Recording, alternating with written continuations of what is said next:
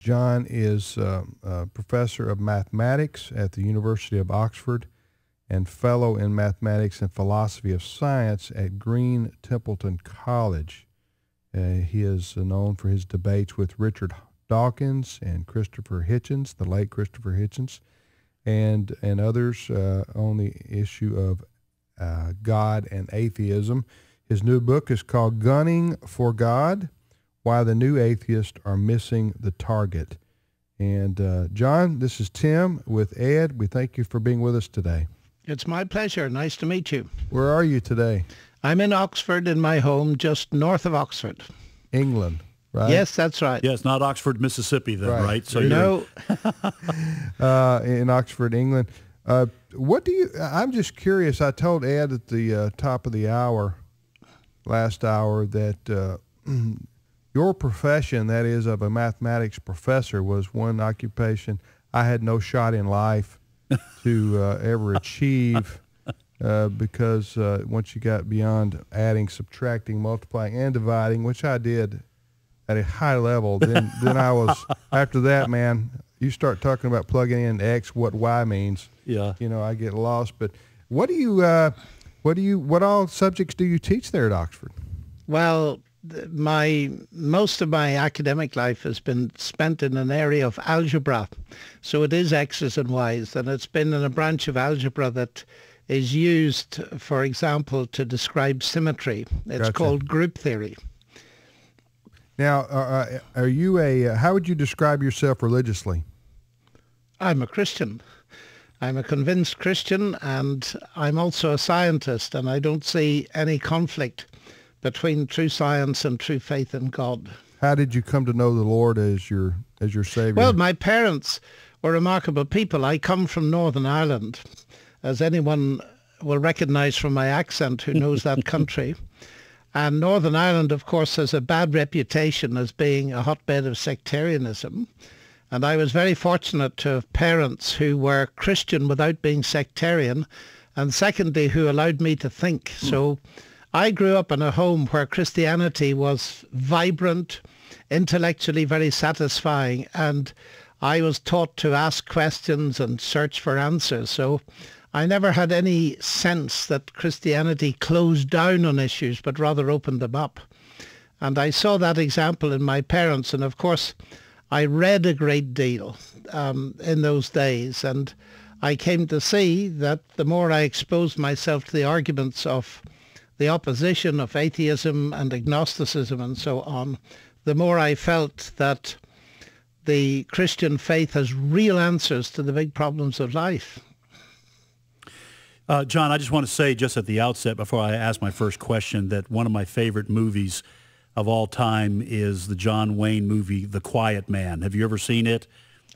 I may have done, but it's in such a distant past that I forgot. Yes, it takes place in Ireland. So I wanted you to know that I do have a deep connection with you here, since I've seen a movie, and one of my favorite movies takes place in Ireland, a country that I would love to visit. Looked absolutely beautiful, even in black and white.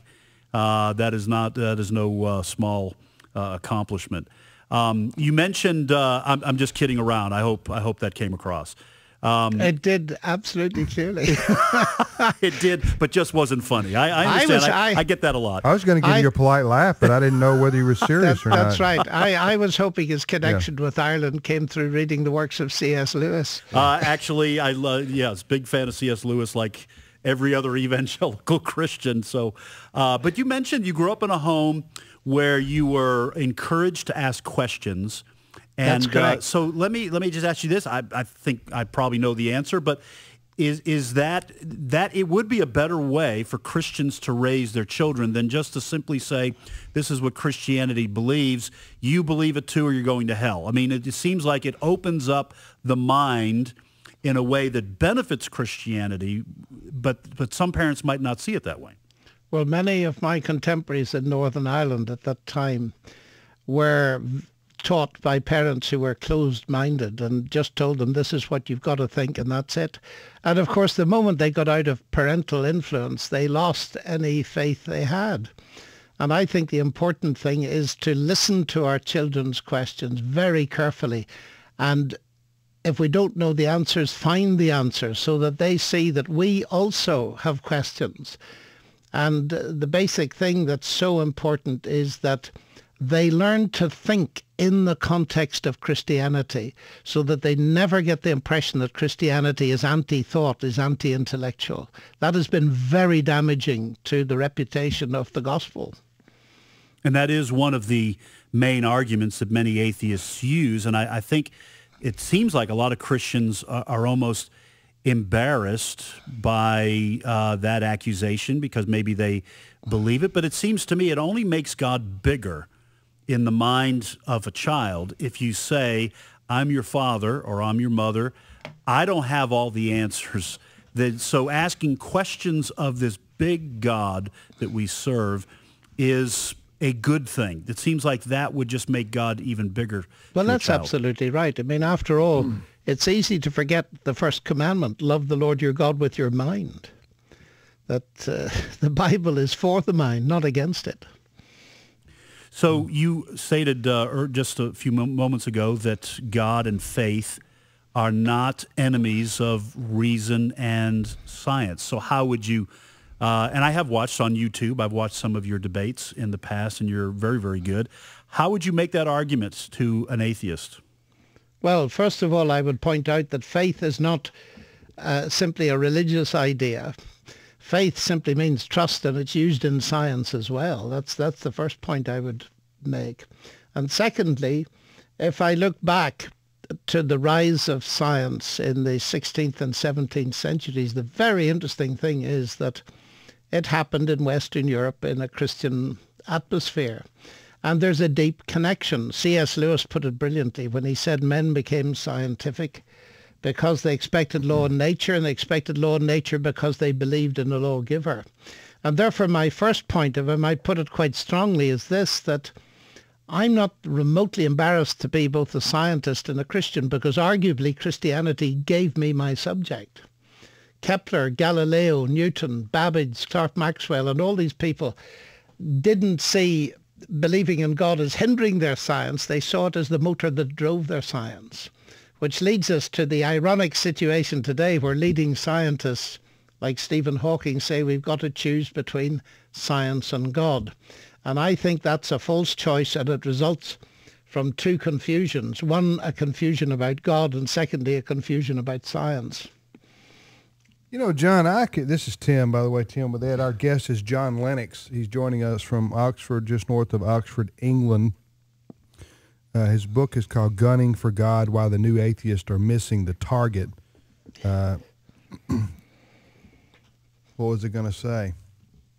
Well, I don't know, but I'm sure it was good. If I look at you, will you telepathically tell me what I was going to say?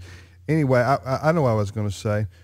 I can appreciate people who are agnostic in the sense that, you know, I can't go out here and prove to them that God exists. You know what I'm saying? I can't.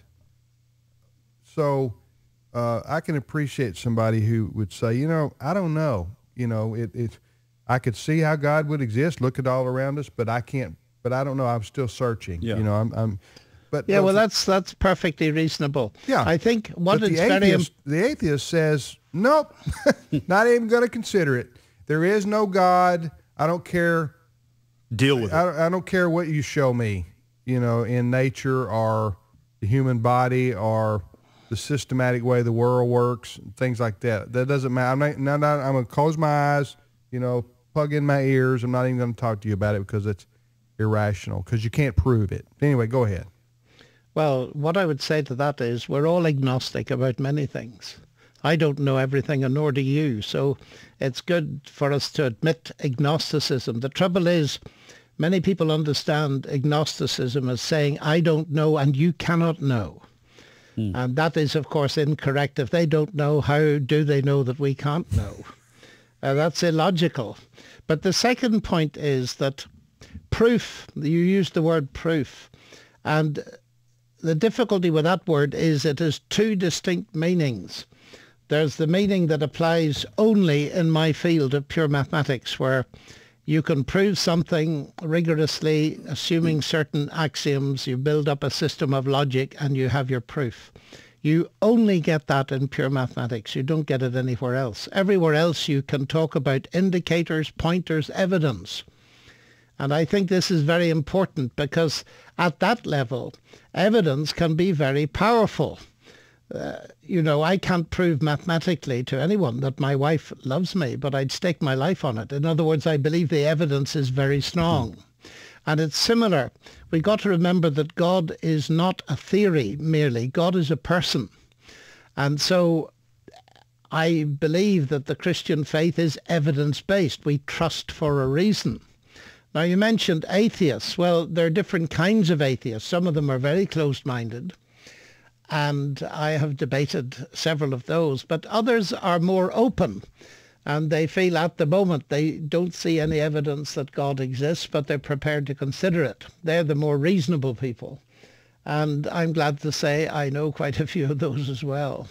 The part of God that I can see would be difficult for an atheist, we can talk about the evidence for creation or for an intelligent design.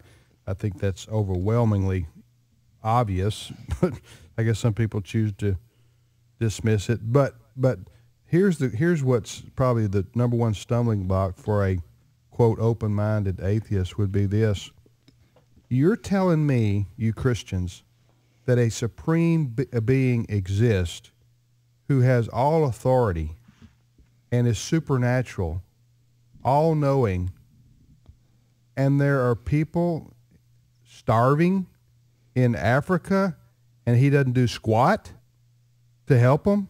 Or your mother's dying of cancer and he could get rid of that disease, and you're saying you're all-knowing, all-loving God doesn't, just lets them suffer and die?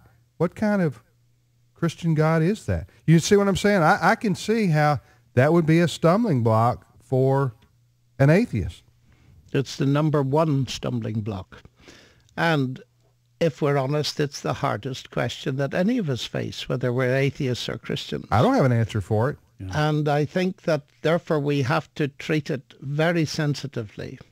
After all, cancer looks very different to a professor of oncology than it does to a mother who's just been told she's got 3 months to live. The one person is suffering from it, the other person is observing it.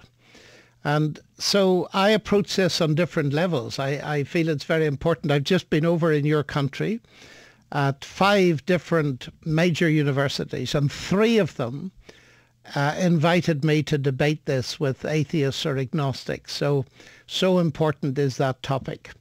And my approach is at several different levels. First of all, I admit it's a hard problem for all of us. But then I point out that atheism doesn't solve it. Because if you say, because of the moral evil and the pain and the suffering, there is no God, then in one sense you solve the problem. You're just saying that the universe as a brute fact is like that, and for most people they will suffer, and for very few people they will have a good life for a while. But you haven't got rid of the suffering. And in fact, what you have got rid of is all hope. You see, if there is no God, then death is the end. And so there's absolutely no hope for those who suffer, especially if it's final suffering. So that's my first point. My second point would be that I'm concerned and interested in where you get the concept of evil from if there's no God. Because Richard Dawkins, for example, takes his atheism to a logical conclusion when he says that the world is just like you'd expect it to be if at bottom there's no good, no evil, no justice. DNA just is, and we dance to its music. So if the people that flew the planes into the Twin Towers are just dancing to the music of their DNA, then no one can blame them. So we cannot talk about evil. And therefore some forms of atheist understanding of the universe actually remove the problem completely by saying there's no such thing as evil. But they themselves still protest against the evil because they find themselves to be moral beings. And of course, from a Christian perspective, that's right. They are all made in the image of God, whether they believe in him or not.